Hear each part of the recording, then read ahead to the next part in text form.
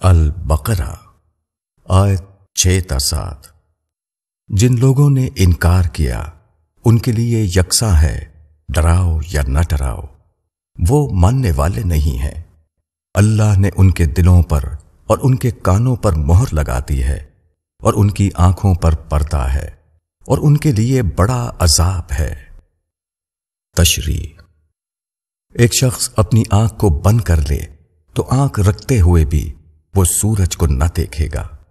کوئی شخص اپنے کان میں روئی ڈال لے تو کان رکھتے ہوئے بھی وہ باہر کی آواز کو نہیں سنے گا۔ ایسا ہی کچھ معاملہ حق کا بھی ہے۔ حق کا اعلان خواہ کتنا ہی واضح صورت میں ہو رہا ہو، مگر کسی کے لیے وہ قابل فہم یا قابل قبول اس وقت بنتا ہے جبکہ وہ اس کے لیے اپنے دل کے دروازے کھلے رکھے۔ جو شخص اپنے دل کے دروازے بند کر لے اس کے لیے کائنات میں خدا کی خاموش پکار اور دائی کی زبان سے اس کا لفظی اعلان دونوں بے سود ثابت ہوں گے۔ حق کی دعوت جب اپنی بے آمیز شکل میں اٹھتی ہے تو وہ اتنی زیادہ مبنی بر حقیقت اور اتنی زیادہ مطابق فطرت ہوتی ہے کہ کوئی شخص اس کی نوعیت کو سمجھنے سے عاجز نہیں رہ سکتا۔ جو شخص بھی کھلے ذہن سے اس کو دیکھے گا اس کا دل گواہی دے گا کہ یہ عین حق ہے، مگر اس وقت عملی صورتحال یہ ہوتی ہے کہ ایک طرف وقت کا ڈھانچہ ہوتا ہے جو صدیوں کے عمل سے ایک خاص صورت میں قائم ہو جاتا ہے۔ اس ڈھانچے کے تحت کچھ مذہبی یا غیر مذہبی گدیاں بن جاتی ہیں جن پر کچھ لوگ بیٹھے ہوئے ہوتے ہیں۔ کچھ عزت و شہرت کی صورتیں رائج ہو جاتی ہیں جن کے جھنڈے اٹھا کر کچھ لوگ وقت کے اکابر کا مقام حاصل کیے ہوئے ہوتے ہیں۔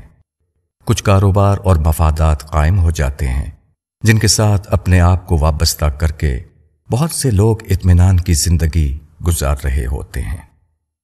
ان حالات میں جب ایک غیر معروف کونے سے اللہ اپنے ایک بندے کو کھڑا کرتا ہے اور اس کی زبان سے اپنی مرضی کا اعلان کراتا ہے تو اکثر ایسا ہوتا ہے کہ اس قسم کے لوگوں کو اپنی بنی بنائی دنیا بھنگ ہوتی نظر آتی ہے۔ حق کے پیغام کی تمام تر صداقت کے باوجود دو چیزیں ان کے لیے اس کو صحیح طور پر سمجھنے میں رکاوٹ بن جاتی ہیں۔ ایک کبر، دوسرے دنیا پرستی۔ جو لوگ مروجہ ڈھانچے میں بڑائی کے مقامات پر بیٹھے ہوئے ہوں ان کو ایک چھوٹے آدمی کی بات ماننے میں اپنی عزت خطرے میں پڑتی ہوئی نظر آتی ہے۔ یہ احساس ان کے اندر گھمنڈ کی نفسیات جگا دیتا ہے۔ دائی کو وہ اپنے مقابلے میں حقیر سمجھ کر اس کی دعوت کو نظر انداز کر دیتے ہیں۔ اسی طرح دنیاوی مفادات کا سوال بھی قبول حق میں رکاوٹ بن جاتا ہے، کیونکہ حق کا دائی مروجہ ڈھانچے کا نمائندہ نہیں ہوتا۔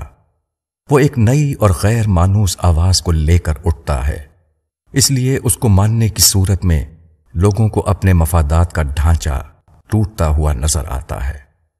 یہی وہ معنی کیفیت ہے جس کو قرآن میں مہر لگانے سے تعبیر کیا گیا ہے۔ جو لوگ دعوت حق کے معاملے کو سنجیدہ معاملہ نہ سمجھیں، جو گھمنڈ اور دنیا پرستی کی نفسیات میں مبتلا ہوں، ان کے ذہن کے اوپر ایسے غیر محسوس پردے پڑ جاتے ہیں جو حق کی بات ان کے ذہن میں داخل نہیں ہونے دیتے۔ کسی چیز کے بارے میں آدمی کے اندر مخالفانہ نفسیات جاگ اٹھیں تو اس کے بعد وہ اس کی معقولیت کو سمجھ نہیں پاتا، خواہ اس کے حق میں کتنے ہی واضح دلائل پیش کیے جا رہے ہوں۔